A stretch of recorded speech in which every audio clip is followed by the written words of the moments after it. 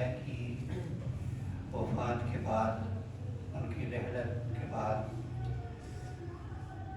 ہمارے اوپر حضرات صاحبزادگان کا سرپرستی کا ویسا ہی ہاتھ ہے جیسے کہ حضرت جی رحمۃ اللہ علیہ کی زندگی بھی تھا، حضرت جی کا تھا۔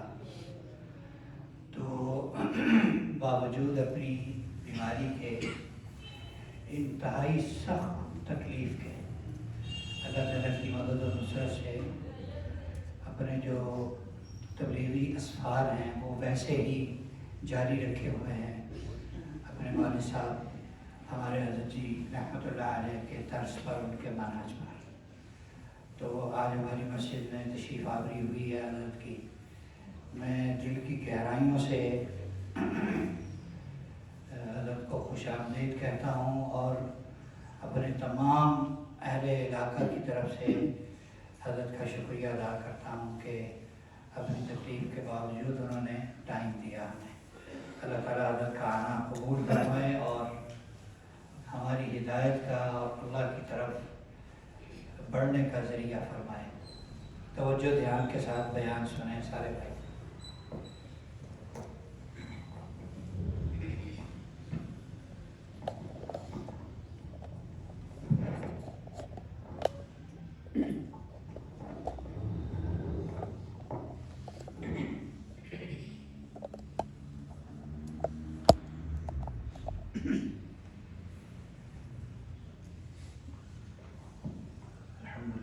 وكفى وسلام على عباده الذين اصطفى أما بعد فأعوذ بالله من الشيطان الرجيم بسم الله الرحمن الرحيم والذين آمنوا أشد حبا لله سبحان ربك رب العزة عما يصفون وسلام على المرسلين والحمد لله رب العالمين اللهم صل على سيدنا محمد وعلى آل سيدنا محمد وبارك وسلم اللهم صل على سيدنا محمد وعلى آل سيدنا محمد وبارك وسلم اللهم صل على سيدنا محمد وعلى آل سيدنا محمد وبارك وسلم۔ اللہ رب العزت نے اس دنیا میں ہر دو چیزوں کے درمیان کشش کو رکھا ہے۔ ہر چیز اپنی طرف کھینچتی ہے، چاند اپنی طرف کھینچتا ہے، سورج اپنی طرف کھینچتا ہے، ستارے، سیارے، یہ سب اپنی طرف کھینچتے ہیں، حتیٰ کہ زمین بھی چیزوں کو اپنی طرف کھینچتی ہے۔ تو اگر تو یہ کشش بے جان چیزوں کے درمیان ہو تو اس کو کشش ثقل کہتے ہیں، گریویٹیشنل فورس۔ لیکن اگر یہی کشش جانداروں کے درمیان ہو تو اس کو محبت کہتے ہیں۔ انسان اپنے والدین سے محبت کرتا ہے، اولاد اپنے ماں باپ سے محبت کرتی ہے، یہی محبت کا تعلق استاد شاگرد کے درمیان ہوتا ہے، یہی محبت کا تعلق پیر اور متعلقین کے درمیان ہوتا ہے، میاں بیوی کے درمیان ہوتا ہے، بہن بھائیوں کے درمیان ہوتا ہے۔ یہی محبت ہی تو ہے کہ دوپہر کی کڑکتی دھوپ میں ایک بوڑھا باپ مزدوری کر رہا ہوتا ہے کہ گھر میں میری اولاد ہے جس کے لیے میں نے کمانا ہے اور پھر اس کے لیے کھانا تیار ہونا ہے۔ تو یہ سب محبتیں ہیں۔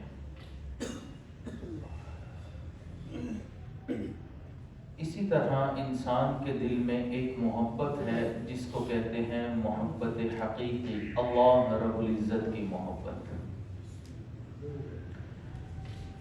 اللہ رب العزت نے انسان کو مختلف اعضاء کا مجموعہ بنایا جس میں آنکھ کا کام دیکھنا، کان کا کام سننا، زبان کا کام بولنا ہے تو دل کا کام محبت کرنا ہے۔ اب محبت انسان دماغ سے نہیں کرتا، دل سے کرتا ہے۔ آپ نے کبھی نہیں سنا ہوگا کہ میں اپنے دماغ کی گہرائیوں سے آپ سے محبت کرتا ہوں، پورے دماغ سے محبت کرتا ہوں۔ دل کا تعلق محبت کے ساتھ ہے۔ تو یہ دل اللہ رب العزت نے بنایا، اور ایک ہی بنایا اور ایک ہی کے لیے بنایا۔ تو اللہ رب العزت کی محبت ایسی انمول نعمت ہے کہ جس انسان کو مل جائے خوش نصیب ہے۔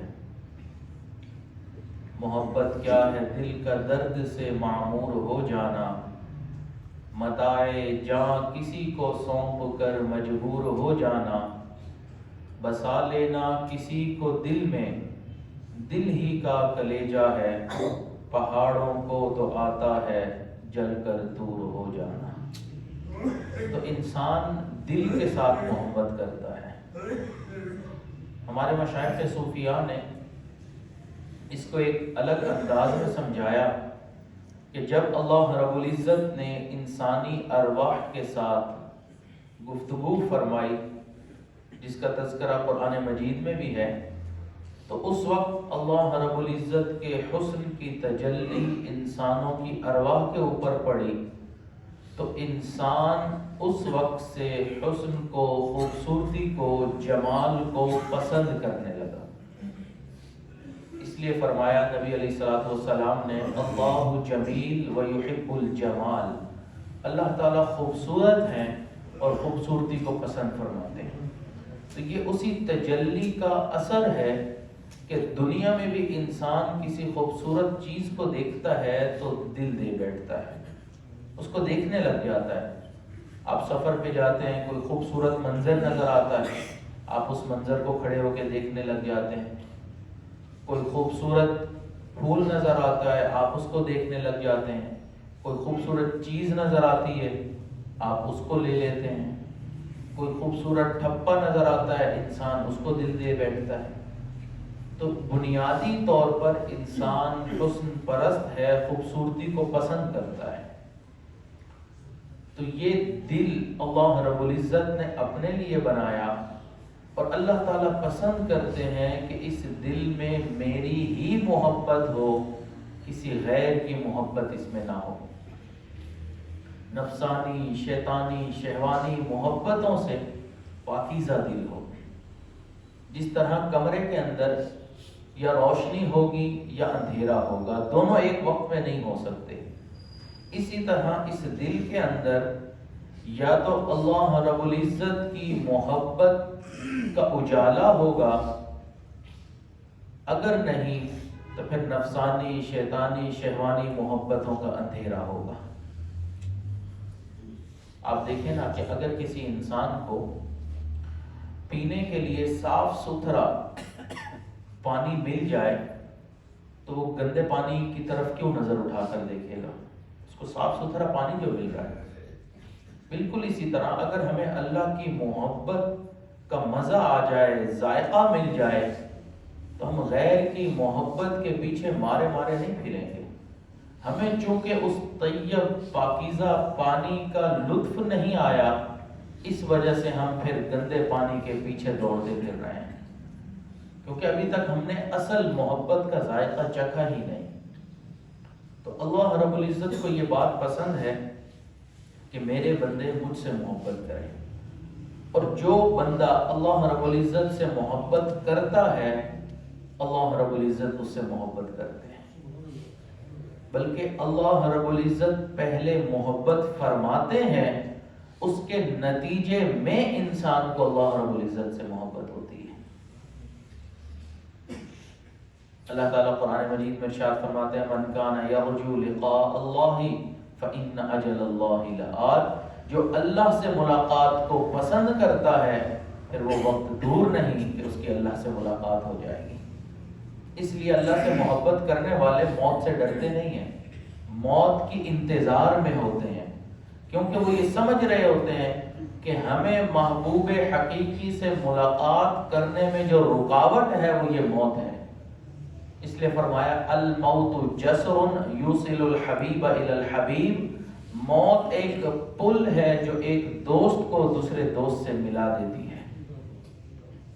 اب ہمارے دلوں میں چونکہ دنیا کی محبت ہوتی ہے، دنیا والوں کی محبت ہوتی ہے، اس وجہ سے موت سے ڈر لگتا ہے۔ قبر کو دیکھتے ہیں وحشت ہوتی ہے، اللہ والوں کو موت سے محبت ہوتی ہے، وہ تو انتظار میں ہوتے ہیں کہ کب وقت آئے، کب ہم اللہ کے پاس چلے جائیں۔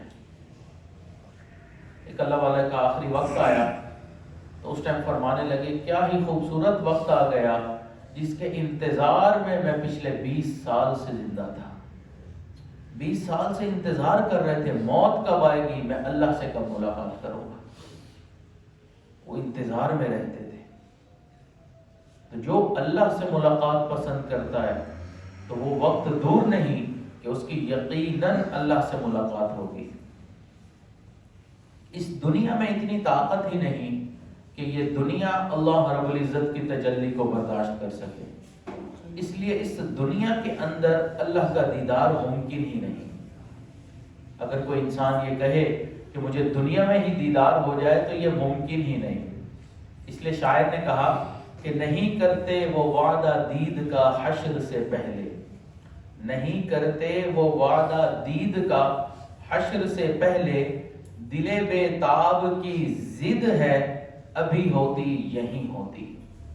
دل بے تاب تو چاہتا ہے کہ مجھے محبوب کا دیدار، اس کی زیارت یہی نصیب ہو جائے، لیکن اس دنیا میں اتنی طاقت ہی نہیں۔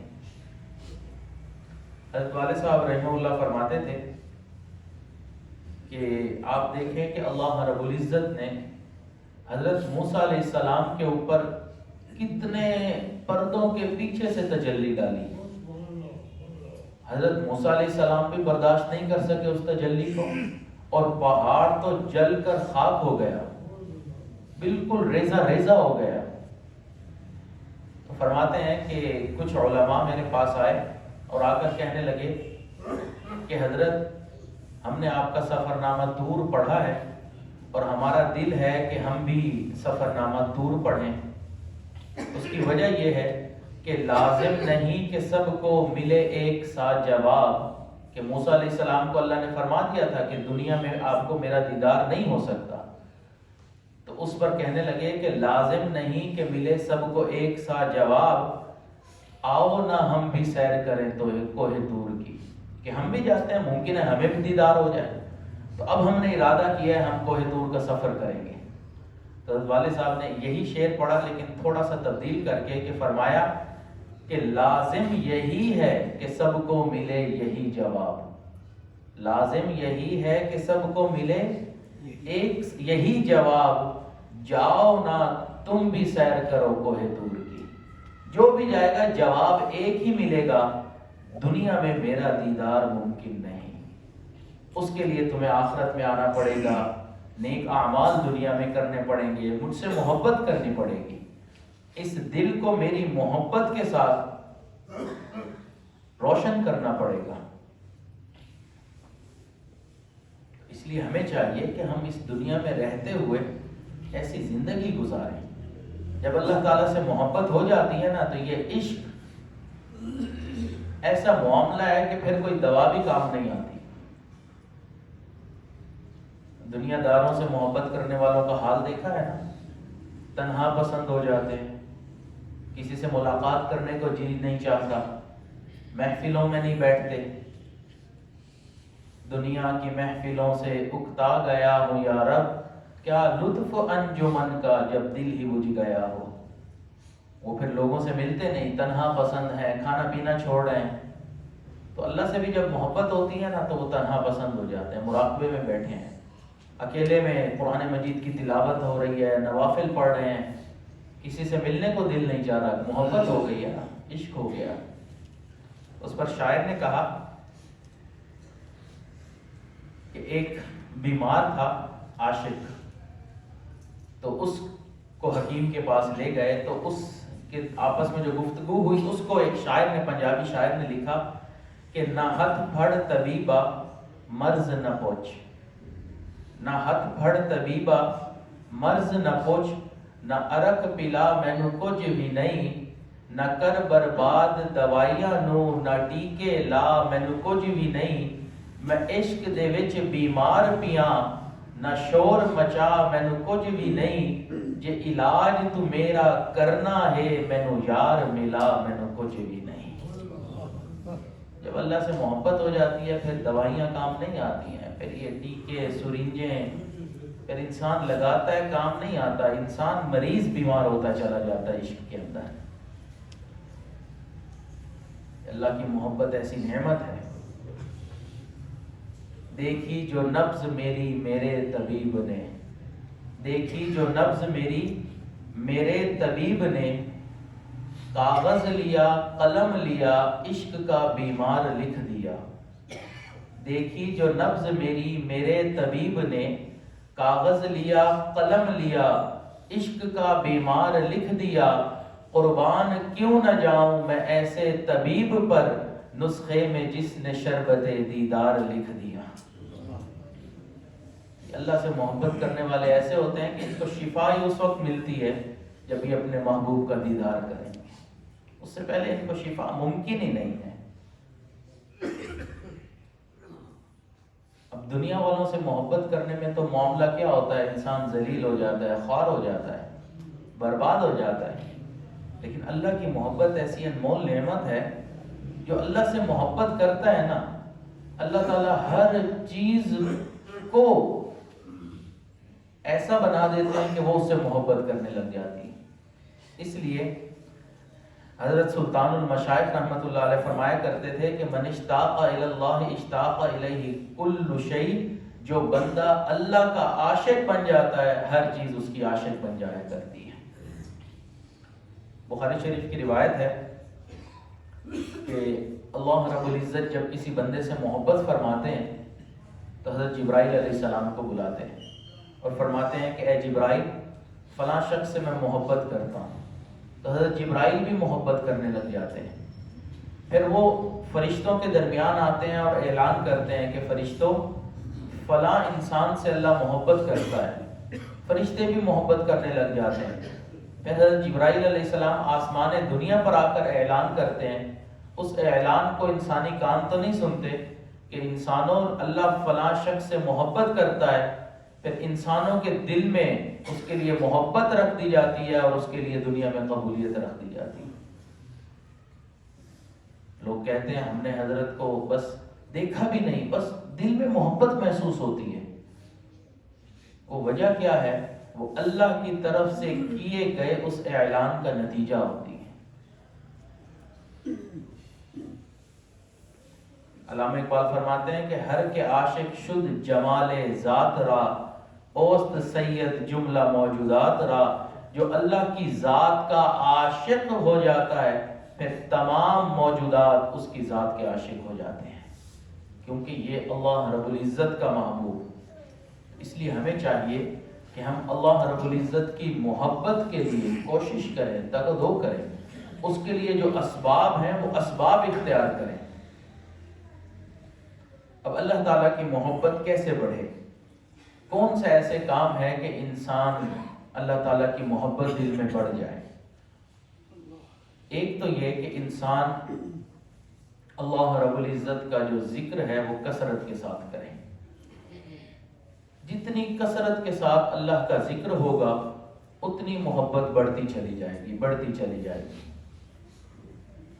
اب اللہ والوں کے اور ہمارے درمیان فرق، وہ ذکر بہت کثرت سے کرتے ہیں اور ہم ذکر کرتے ہی بہت کم ہیں۔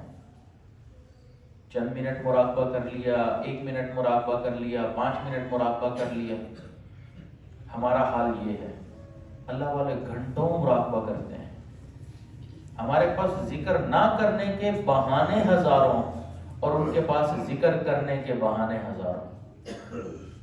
یہ کام آ گیا، فلاں نے بلا لیا، یہ کام نہ کرتا تو نہ جانے کتنا نقصان ہو جاتا۔ ہمارے پاس بہانے ہی ختم نہیں ہوتے، ان کا ایک ہی کام ہوتا ہے، بس ہم نے بیٹھنا ہے ذکر کے اندر، بیٹھ جاتے ہیں اور ان کے دنیا کے کام بھی چل رہے ہوتے ہیں۔ یہ تھوڑی ہوتا ہے کہ وہ کوئی بھوک سے مر گئے ہیں، وہ اپنا وقت نکالتے ہیں، پھر اس ذکر کی برکت سے اللہ ان کے وقت میں برکت بھی ڈال دیتا ہے۔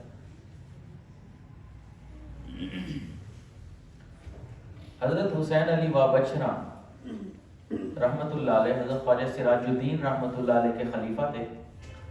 ان کے ہاں عشاء کے بعد مراقبہ ہوتا تھا، ذکر ہوتا تھا، اور وہ ایسا مراقبہ تھا کہ اس کی اختتامی دعا بھی نہیں ہوا کرتی. حضرت عشاء کی نماز پڑھتے، سنتیں ادا کرتے، اور اس کے بعد مراقبے کی محفل ہوتی. اجازت تھی جو تھک جائے اٹھ کے چلا جائے. حضرت مراقبے میں ہو جاتے، تمام متعلقین بھی مراقبے میں بیٹھ جاتے. جو تھکتا چلا جاتا اٹھ کے چلا جاتا، سو جاتا، آرام کرنے لگ جاتا، یا کسی کام سے جانا تھا تو چلا جاتا. تہجد کے وقت میں جب حضرت گردن اٹھاتے تھے تو سامنے کوئی بھی نہیں ہوتا تھا، حضرت اکیلے بیٹھے ہوتے. حضرت اب جو کوئی ہے ہی نہیں تو دعا کیسے کر، حضرت اٹھتے اور تہجد کے نفل پڑھنے لگ جاتے تھے. اتنا لمبا مراقبہ کرتے تھے. حضرت سید زوار حسین شاہ رحمۃ اللہ علیہ فرماتے ہیں کہ ایک مرتبہ ہم کچھ ساتھی تھے، سفر سے آ رہے تھے، تو ایک جگہ رکے تو ہمیں پتہ چلا کہ اس جگہ پر حضرت حسین علی وابچرا رحمۃ اللہ علیہ کے ایک خلیفہ ہیں، ان کی خانقاہ ہے. تو ہم نے سوچا کہ چلیں اب آئے ہیں تو ان سے ملاقات کر لیں، ہمارے پاس 4-5 گھنٹے ہیں تو ہم وہاں پر کچھ دیر وقت گزاریں گے، پھر آگے چلے جائیں گے. فرماتے ہیں ہم وہاں چلے گئے، ملاقات ہوئی، حال احوال پوچھا. پھر فرمانے لگے کہ نوجوانوں اب آئے ہی ہو تو کچھ دیر مراقبہ کر لو. فرماتے ہیں ہم بھی مراقبے میں بیٹھ گئے، حضرت نے بھی مراقبہ شروع کروا دیا. ہمیں لگا جیسے عمومی طور پر جب کوئی جاتا ہے کہیں تو 5-10-15 منٹ مراقبہ ہوتا ہے، لیکن حضرت نے مراقبہ جو شروع کروایا، آدھا گھنٹہ، 1 گھنٹہ، 1.5 گھنٹہ، 2 گھنٹے، 3 گھنٹے مراقبے کو ہو گئے، مراقبہ ختم نہیں ہو رہا. فرماتے ہیں کہ اب جب مراقبہ لمبا ہوتا چلا جا رہا ہے، ہمیں بھی بے چینی ہوئی کہ آگے سفر بھی کرنا ہے. تو ہم تھوڑا سا بے چین ہوئے تو حضرت کو احساس ہو گیا کہ یہ بے چین ہو رہے ہیں. تو حضرت نے مراقبہ ختم کروایا، دعا کروائی، اور پھر فرمانے لگے کہ ابھی تو آپ لوگوں کو میں اجازت دیتا ہوں، لیکن آئندہ کبھی ملاقات کے لیے آنا تو مراقبے کے لیے وقت لے کر آنا. فرماتے ہیں 3 گھنٹے مراقبہ کروایا اور فرما رہے ہیں مراقبے کے لیے وقت لے کر آیا کرو. تو جن کو اللہ سے محبت ہوتی ہے نا، وہ پھر جب بیٹھتے ہیں ان کا سر اٹھانے کو دل ہی نہیں چاہتا. اللہ کی محبت میں ان کو ایسا لطف آتا ہے، ایسا مزہ آتا ہے. آج ہم سر جھکائیں 1 منٹ کے بعد سب سے پہلے تو شیطان کہتا ہے گردن تیری گئی، گردن ٹوٹ گئی. یقین کریں لاکھوں لوگوں نے یہ مراقبہ کیا، گردن آج تک کسی کی نہیں ٹوٹی. ہمیں چونکہ عادت نہیں ہوتی اس وجہ سے شروع میں گردن میں تھوڑی پین ہوتی ہے، پھر عادت بن جاتی ہے تو اس کے بعد پھر لمبے مراقبے چل رہے ہوتے ہیں.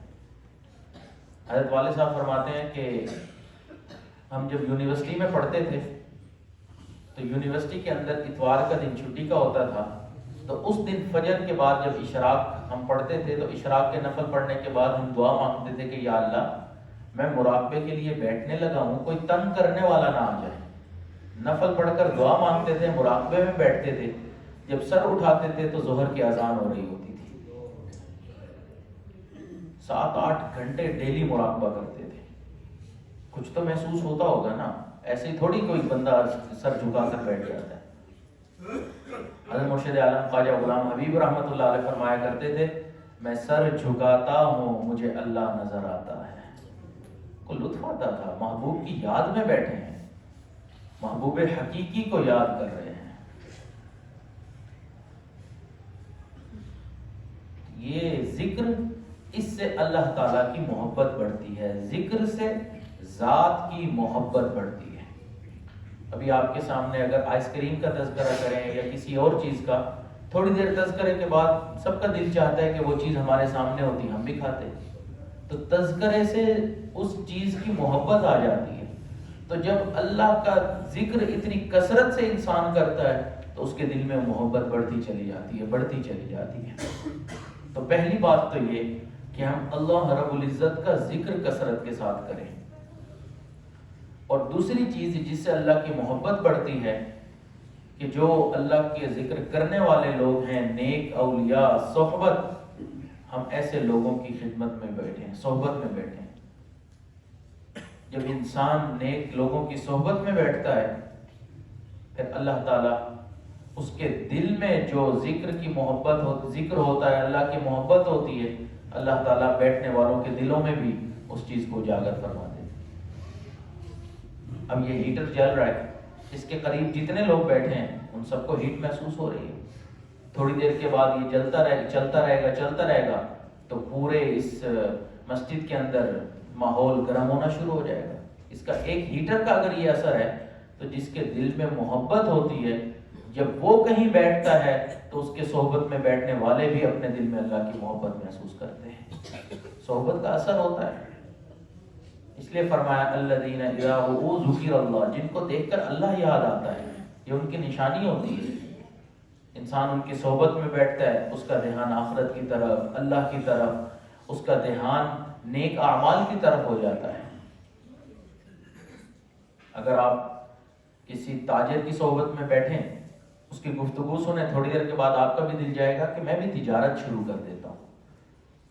اگر آپ کسی اور کی صحبت میں بیٹھیں جو بری صحبت والا ہے، وہ سگریٹ اور اس طرح کے نشہ کرتا ہے، تھوڑی دیر کے بعد آپ اس کے تذکرے سنیں، آپ کہیں گے دنیا میں اس سے بڑا کام ہی کوئی نہیں، یہ کتنے سکون میں ہے۔ جس کی صحبت میں بیٹھیں گے ویسا اثر انسان کی طبیعت پر ہوتا ہی ہوتا ہے۔ اس لیے علماء کرام نے تو یہاں تک فرمایا کہ انسان جن جانوروں کی صحبت میں زیادہ وقت گزارتا ہے اس کا بھی اثر ہوتا ہے۔ حدیث مبارکہ میں ہے کہ نبی علیہ الصلوۃ نے ارشاد فرمایا کہ تم بکریوں کے باڑے میں نماز پڑھ لیا کرو، اونٹوں کے باڑے میں نماز نہ پڑھو۔ اس کی وجہ کیا ہے؟ بکریوں کے باڑے میں اجازت دی، اونٹ کے باڑے میں اجازت نہ دی۔ اس کی وجہ یہ ہے کہ بکریوں میں عاجزی پائی جاتی ہے اور اونٹ کے اندر تکبر پایا جاتا ہے، اور نماز سراپائے عاجزی ہے۔ تو چونکہ بکریوں کے باڑے میں ماحول بھی عاجزیوں والا ہے تو اجازت دے دی، اونٹوں کے باڑے میں ماحول تکبر والا ہے تو وہاں اجازت نہیں دی۔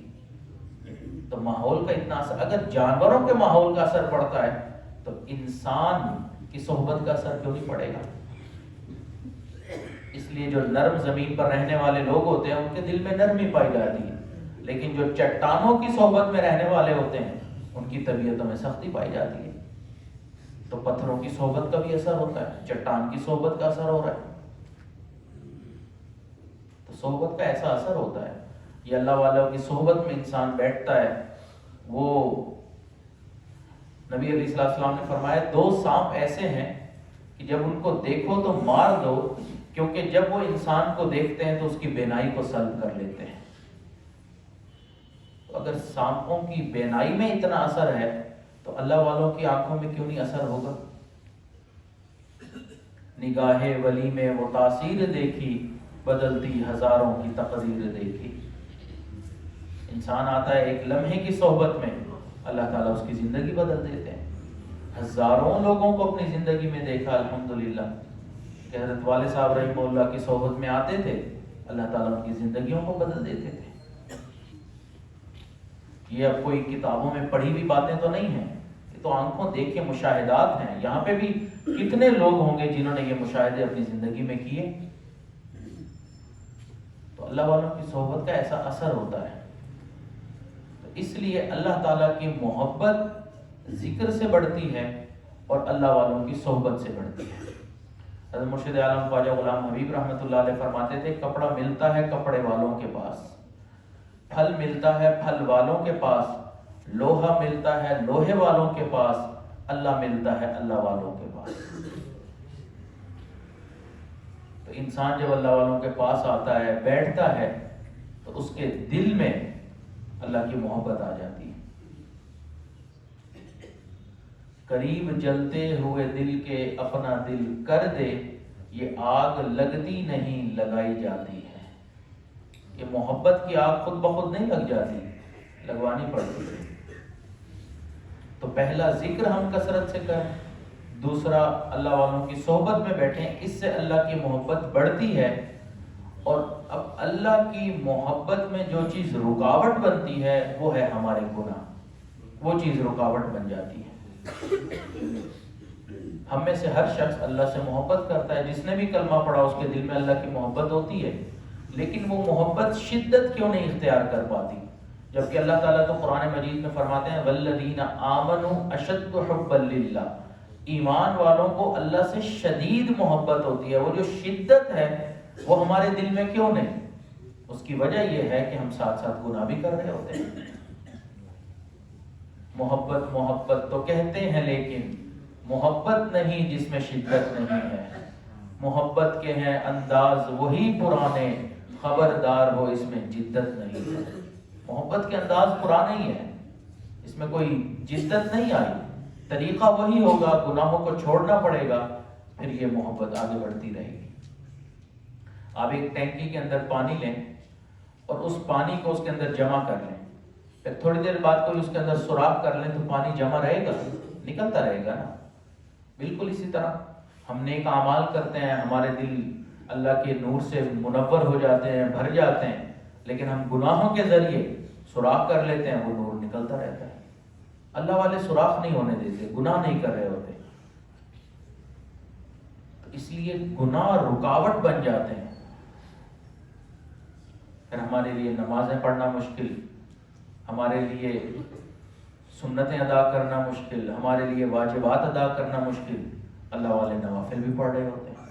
فرض تو پڑھنے ہی ہیں، واجبات تو ادا کرنے ہی ہیں، سنتیں تو ادا کرنی ہیں، دل نہیں بھرتا، وہ نفل بھی پڑھ رہے ہوتے ہیں. کبھی اشراق کی نیت سے، کبھی چاشت کی نیت سے، کبھی اوابین، کبھی تہجد، کبھی تحیت الوضو تو تحیت المسجد پڑھ رہے ہیں، کبھی وہ توبہ کی نیت سے پڑھ رہے ہیں، کبھی شکرانے کے نفل پڑھ رہے ہیں. یہ سب بہانے ہیں فقط اللہ تعالیٰ سے محبت کے. قرآن مجید کی تلاوت کر رہے ہیں، کرتے چلے جا رہے ہیں. حضرت عثمان غنی رضی اللہ تعالیٰ عنہ فرمایا کرتے تھے کہ اگر تمہارے دلوں پر گناہوں کا زنگ نہ ہو تو قرآن مجید پڑھنے سے کبھی بھی تمہارا دل نہ بھرے. محبوب کا کلام ہے، اللہ رب العزت کا کلام ہے، اور ہمارا ایک صفحہ پڑھنے کو دل نہیں چاہ رہا، ایک رکوع پڑھنے کو دل نہیں چاہ رہا. وجہ رکاوٹ اس میں گناہ بنے ہوئے ہیں، گناہوں کی وجہ سے پھر پڑھنے کو بھی دل نہیں چاہ رہا.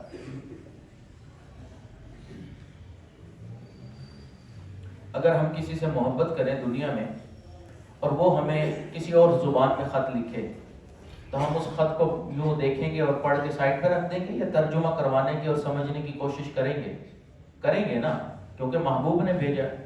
تو اللہ رب العزت نے قرآن مجید کو عربی زبان میں نازل فرمایا. اب ہم اس کو سیکھنے کی زحمت ہی نہیں کر رہے کہ ہم اس کو پڑھیں کہ ہمارے محبوب ہم سے فرما کیا رہے ہیں. وہ ہمارے خالق بھی ہیں، مالک بھی ہیں، وہ ہم سے چاہتے کیا ہیں. لیکن نہیں، ہم زحمت ہی نہیں کرتے. بس ساری زندگی ہم عربی تو پڑھتے رہتے ہیں جس کا ثواب بھی ہمیں مل جاتا ہے، لیکن اللہ تعالیٰ چاہ کیا رہے ہیں وہ ہمیں نہیں پتہ چلتا. کم از کم اتنا ترجمہ ہم سیکھ لیں کہ امام جب نماز میں تلاوت کرے تو ہمیں پتہ چل رہا ہو کہ امام کہنا کیا چاہ رہے ہیں، قرآن مجید میں اللہ تعالیٰ اس مقام پر کیا کہنا چاہ رہے ہیں. اتنا ترجمہ تو پڑھ سکتے ہیں. کم سے کم منیمم تعداد اگر عرض کروں تو ہم ایک آیت کا ترجمہ روزانہ پڑھنا شروع کر دیں. یاد کر لیں روزانہ ایک آیت کا. زندگی میں پورا ہو گیا تو بہت اچھا، نہیں ہوا تو سیکھنا تو شروع کر ہی دیا تھا، ورنہ زیادہ کریں تو بہت اچھا ہے. ایک رکوع روزانہ یاد کریں. تو اس لیے اس میں رکاوٹ گناہ بن جاتے ہیں. پھر وہ ہمیں نہ محبوب کا کلام پڑھنے دیتے ہیں، نہ محبوب کے سامنے سجدہ ریز ہونے دیتے ہیں، نہ دعائیں مانگنے دیتے ہیں. تو گناہوں کو چھوڑنا بہت ضروری ہے اللہ کی محبت کے راستے میں. اتنا ضروری کہ حضرت والد صاحب رحمہ اللہ فرمایا کرتے تھے کہ نیک اعمال کرنے کے لیے اگر ایک چھٹانک محنت کرو تو گناہوں کے چھوڑنے کے لیے ایک من محنت کرنے کی ضرورت ہے. گناہوں کو چھوڑنا یہ زیادہ ضروری ہے. اگر کوئی انسان فرائض پورے کر رہا ہے، باقی اعمال نہیں بھی کر رہا، نوافل یا مستحبات، لیکن گناہوں سے بچتا ہے، بہتر ہے اس شخص سے جو فرائض بھی، واجبات بھی، مستحبات بھی، ہر طرح کا عمل کر رہا ہے لیکن ساتھ میں گناہ بھی کر رہا ہے. یہ نوافل اور مستحبات تو پورے نہیں کر رہا لیکن ان سے بڑا ایک کام کر رہا ہے، گناہوں سے بچ رہا ہے. تو گناہوں سے بچنا اتنا ضروری ہے کیونکہ اللہ کے راستے میں رکاوٹ ہے. اب آپ ایک سپیڈ میں آ رہے ہیں، گاڑی کی آپ سپیڈ بہت تیز ہے، درمیان میں گڑھا آ جائے تو کیا ہوگا؟ گاڑی کا بھی برا حال ہوگا، اندر جو بیٹھے ہیں وہ بھی برا حال ہوگا ان کا. ممکن ہے کہیں سر ٹکرا جائے اور تکلیف بھی ہو جائے، زخم بھی ہو جائے. تو بالکل اسی طرح ہم اللہ کی محبت میں بڑھ رہے ہوتے ہیں، راستے میں کہیں نہ کہیں گناہوں کا گڑھا آ جاتا ہے. لیکن اللہ والے ایسے ہوتے ہیں کہ وہ ایسی سپیڈ میں جاتے ہیں کہ گناہوں کے گڑھے ہی نہیں آتے ان کے راستے میں، سیدھا اپنی منزل کی طرف پہنچتے ہیں۔ اس لیے ہمیں چاہیے کہ ہم اللہ سے محبت کرتے ہیں تو اب اس محبت کو بڑھانے کے لیے ذکر کی کثرت کریں، اللہ والوں کی صحبت میں کثرت سے آئیں، اور ان محبت میں جو رکاوٹ ہے گناہ، اس سے بچیں، تاکہ قیامت والے دن اللہ تعالیٰ کے سامنے ہم سرخرو ہو جائیں۔ دعا ہے کہ اللہ تعالیٰ ہمیں ایمانی، اسلامی اور قرآنی زندگی بسر کرنے کی توفیق عطا فرمائے۔